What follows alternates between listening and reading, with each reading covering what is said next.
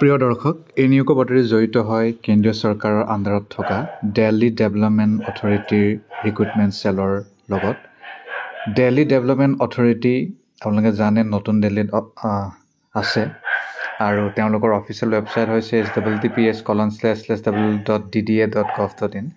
বিভিন্ন বিষয়ৰ পদ খালী হৈছে আৰু ইয়াৰ বাবে গ্ৰেজুৱেশ্যন থাকিলেই হ'ল। কিছুমানত ইঞ্জিনিয়াৰিং লাগে, কিছুমানত প্ৰফেশ্যনেল কোৰ্চৰ ডিগ্ৰী থাকিব লাগে আৰু কিছুমানত গ্ৰেজুৱেশ্যন হ'লেই হ'ল। অনলাইন এপ্লাই কৰিবলৈ হ'লে 6 অক্টোবৰৰ পৰা কৰিব পাৰিব, তাৰমানে আজিৰ পৰা।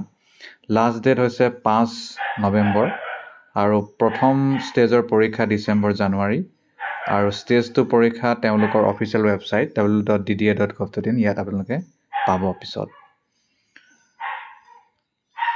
অ'কে, এতিয়া মই আপোনালোকক ডাইৰেক্ট য'ত মাত্ৰ গ্ৰেজুৱেশ্যন হ'লে হ'ব তাৰ বিষয়ে ক'বলৈ চেষ্টা কৰিম আৰু ইয়াৰ বাহিৰে অন্যান্য য'ত প্ৰফেশ্যনেল কোৰ্চ লাগে তাৰ বিষয়ে জনাবলৈ চেষ্টা কৰিম।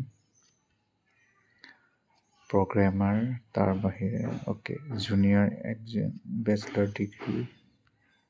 প্ৰথমটো হৈছে junior translator official language.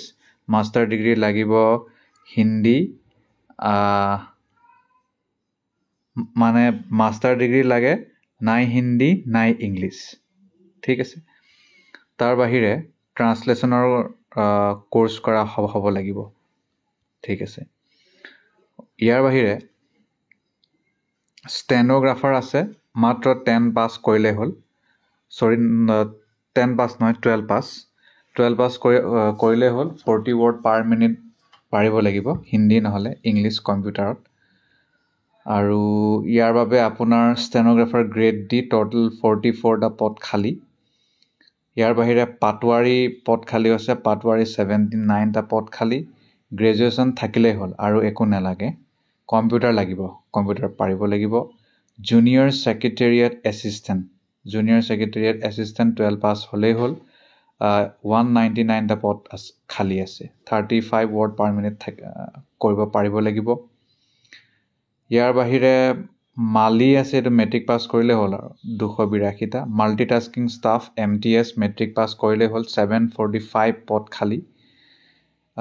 MTS non ministerial মালি আৰু junior secretariat assistant patwari stenographer D আৰু ইয়াৰ বাহিৰে এছিষ্টেণ্ট ছিকিউৰিটি অফিচাৰ ইয়াৰ কাৰণে গ্ৰেজুৱেশ্যন হ'লেই হ'ল। 6টা পদ খালী। ইয়াত আপোনাৰ ফিজিকেল ফিটনেছটো থাকিব লাগিব, কিছুমান বস্তু আপোনালোকে পূৰণ কৰিব লাগিব, তেতিয়াহে হ'বগৈ। নাইব তেহচিলদাৰৰ কাৰণে মাত্ৰ গ্ৰেজুৱেশ্যন থাকিলেই হ'ল আৰু একো নালাগে। যদি আপোনাৰ ল'ত ডিগ্ৰী আছে তেতিয়াহ'লে আপোনাক প্ৰিফাৰেঞ্চ দিব, নাথাকিলেও কথা নাই। ছেকশ্যনেল অফিচাৰ, এইটো হৰ্টিকালচাৰ ডিগ্ৰী থাকিব লাগিব, নহ'লে ফৰেষ্ট্ৰি। বাকী ইঞ্জিনিয়াৰ আছে, জুনিয়ৰ ইঞ্জিনিয়াৰ, ইলেক্ট্ৰিকেল, মেকানিকেল ইত্যাদি। আৰু চিভিলৰো আছে। তাৰ বাহিৰে computer science, computer application, architecture আৰু লিগেল, তাৰমানে ল' পঢ়া হ'ব লাগিব। আৰু এছিষ্টেণ্ট ডাইৰেক্টৰ মিনিষ্ট্ৰিয়েলৰ কাৰণে MBA কৰা হ'ব লাগিব। 15টা পদ খালী। Assistant executive engineer electrical engineering পঢ়া হ'ব লাগিব। তাৰ বাহিৰে এছিষ্টেণ্ট এক্সিকিউটিভ চিভিল চিষ্টেমৰ কাৰণে আপোনাৰ ME বা MTech থকা।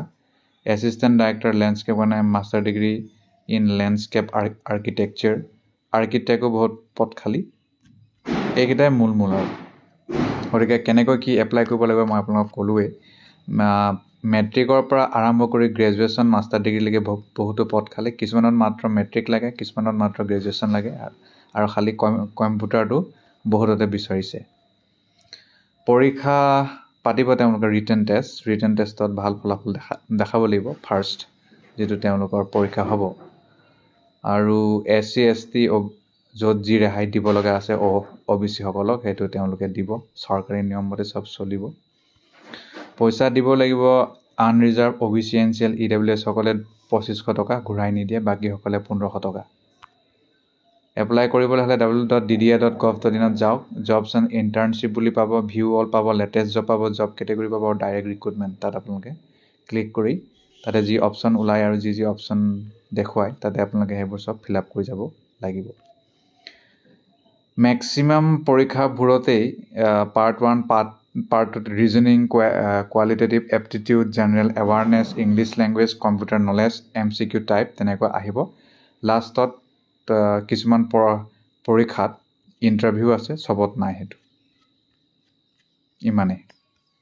আৰু মেৰিট লিষ্টটো আনৰিজাৰ্ভ 40% হ'ব, SC 30, ST 30, OBC NCL 35, EWS 35 তেনেকুৱাকৈ থাকিব। গতিকে এপ্লাই কৰক। ধন্যবাদ।